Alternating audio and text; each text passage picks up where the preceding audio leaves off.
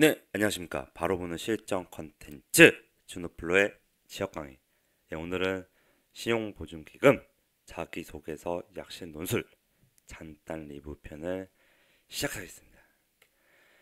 네, 여러분들, 제 주말간 좀 벚꽃도 좀 보고, 근데 개인적으로 지갑을 좀 분실해서 약간 좀 멘탈이 나가 있는 상태였지만, 또 오늘 아침 또 여러분들을 위해서 또 신보 이 4, 5, 6번은 굉장히 이제 어렵게 생각을 하시더라고요. 예.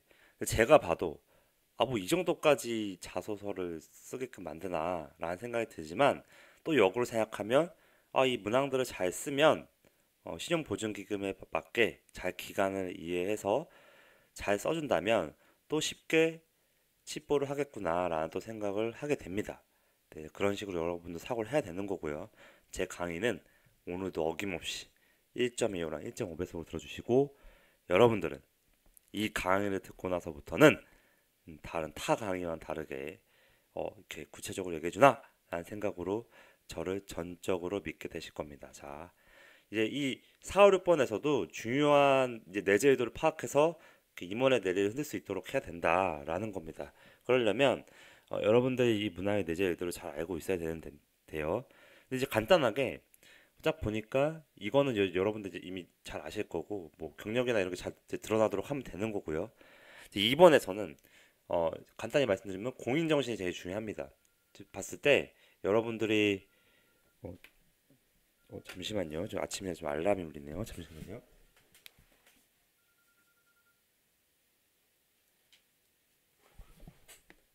죄송합니다. 네.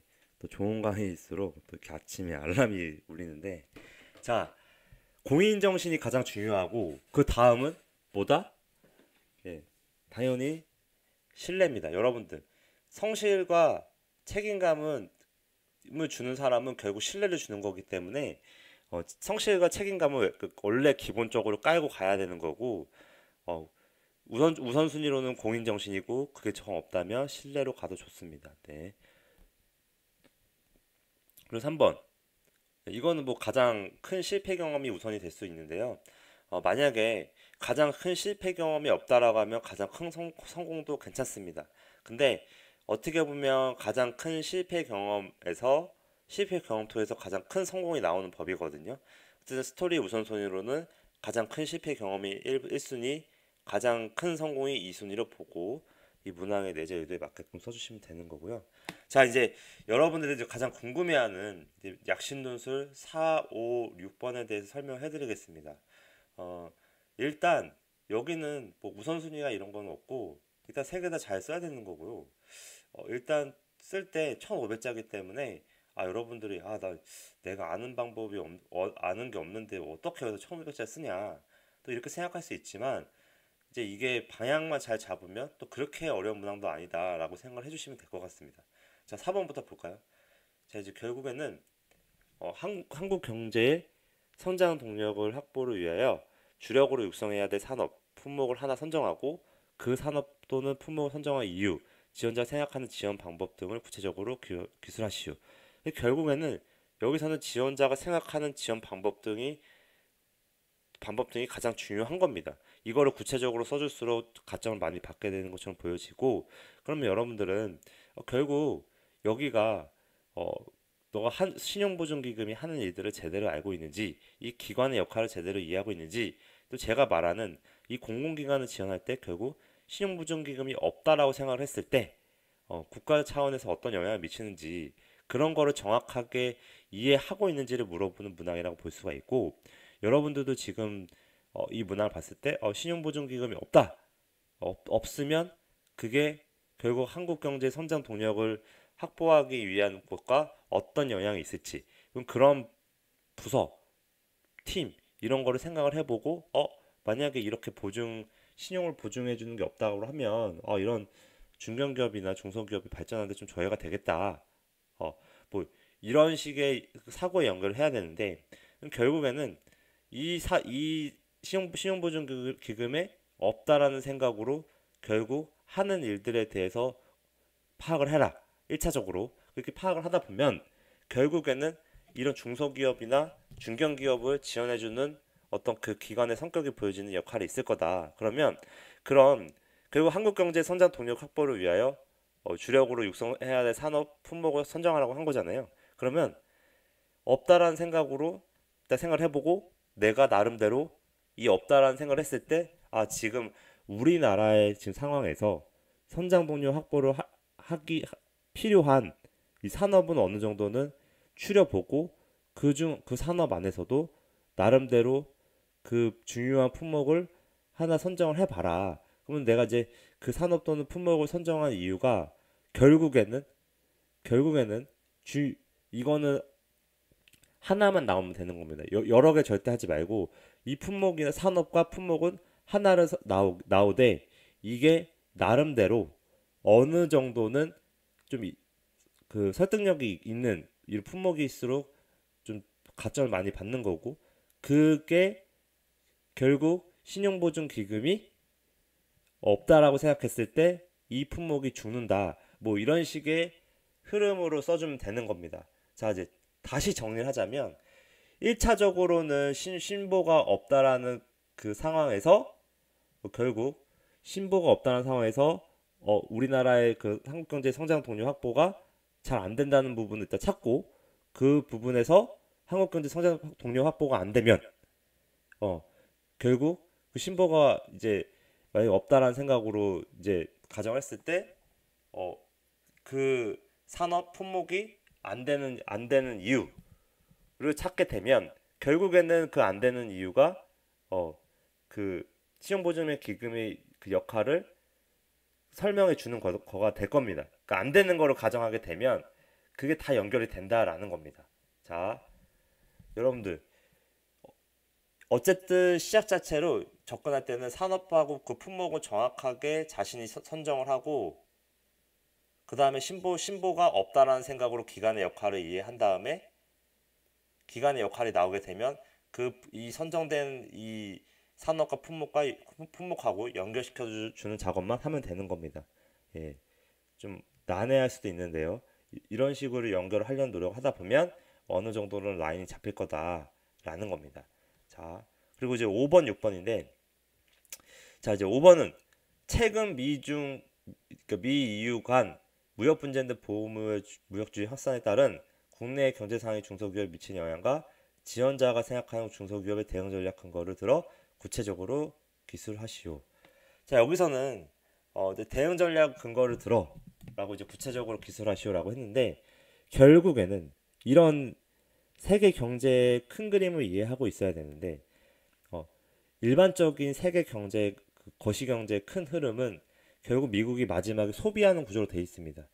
미국이나 EU 같이 좀 큰 나라가 마지막에 소비를 하는 구조로 되어 있고 미국이 갑자기 여러분들 그 제조업 위주로 지금 키우려고 육성하려고 하고 있잖아요. 그 말은즉슨 이전에는 금융 위주의 자신의 큰 그 자본을 투자하는 자산과 자본을 투자하는 그런 구조로 되어 있었다. 근데 그러다 보니까 내부의 그 노동자들이 직장도 많이 잃고 그 빈부격차나 이런 게 심해져서 사회적인 불균형이 발생하다 보니까 미국도 약간 금융 위주의 그 국가 육성 정책을 폈던 건데 이게 폐해가 많이 발생한 거다. 결국 이제 백인 노동자층이 결국 트럼프를 대통령을 선출한 이유는 일자리를 달라. 우리도 같이 잘 살자.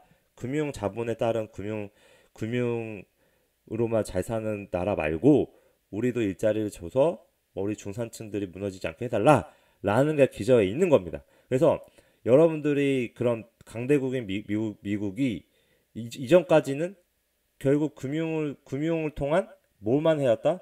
소비만을 해왔다. 근데 기저 안에는 일반적으로 이 큰 거시경제 틀 안에서는 미국은 제조해서 만들어서 수출도 하지만 일반적으로는 완성품을 소비하는 국가의 구조이다. 그래서 미국이 소비를 안 한다는 의미는 결국에는 뭐다?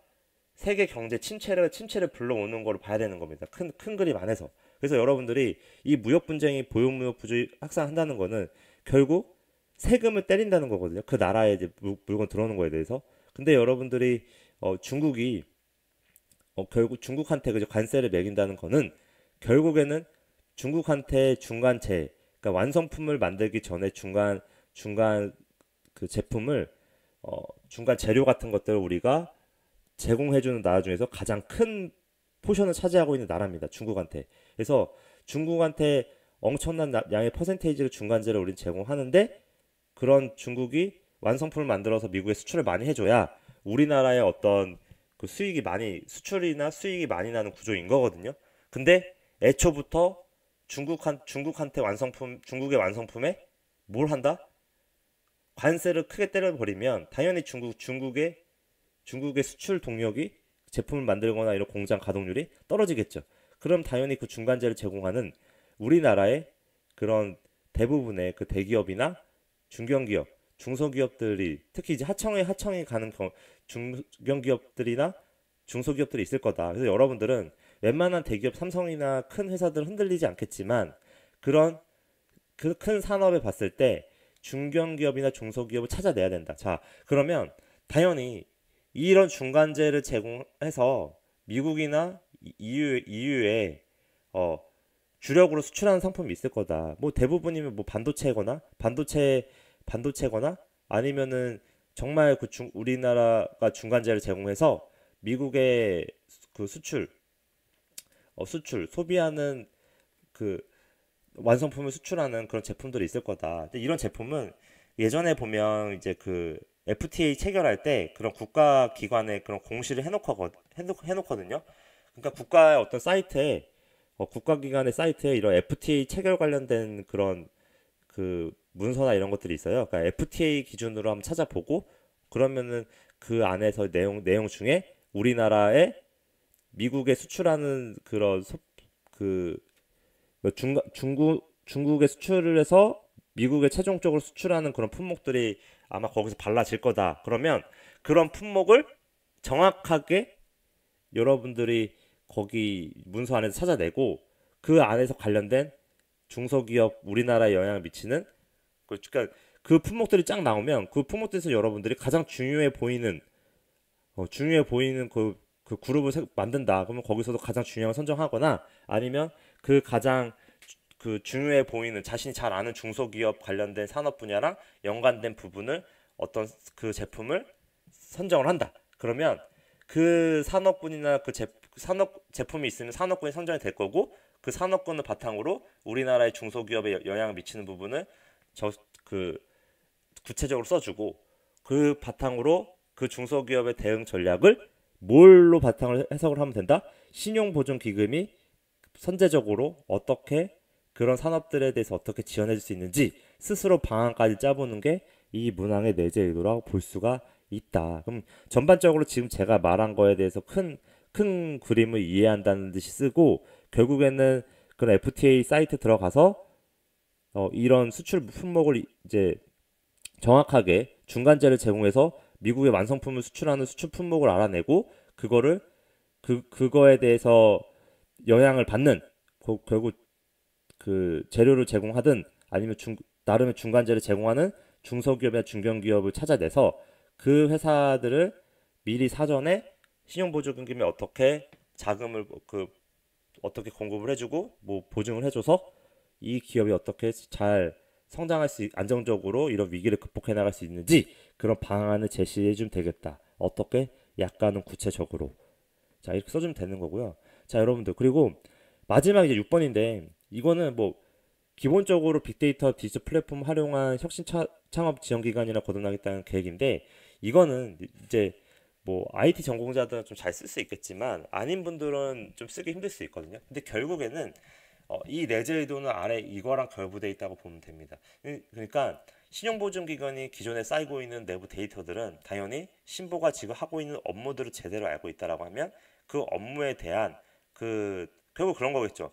뭐 보증기관이니까 당연히 중소기업, 중견기업 그 이상의 뭐 대기업들한테도 보증을 써줄 거다. 결국 보증이라는 거는 그 어떤 기업을 운영하는데 이런 중소기업이나 중견기업들이 자금이 부족하니까 당연히 어떤 자신들이 가지고 있는 그런 자산의 이런 담보를 제공해서 그런 보증을 받고 그에 따른 돈을 지원을 받는 이런 구조일 텐데 그럼 여기는 개인 사업자나 개인 기업들, 그러니까 중견 기업들 이런 기업들이 등록이 돼 있어서 그거에 따른 담보라든지 그 자산 정보들이 싹 쌓여 있을 거다. 그러면 그런 신용 정보들이 기업 신용이든 그 개인 신용이든 이런 수많은 정보들이 쌓여 있는데 이게 이런 데이터들만으로는 당연히 빅데이터 디지털 플랫폼을 활용한 혁신 창업 지원 기관은 할 수가 없습니다. 그래서 이런 신보가 가지고 있는 기존의 이런 데이터들과 그리고 덧붙이세요. 자, 타기관 은행 연합회, 타기관의 은행 연합회나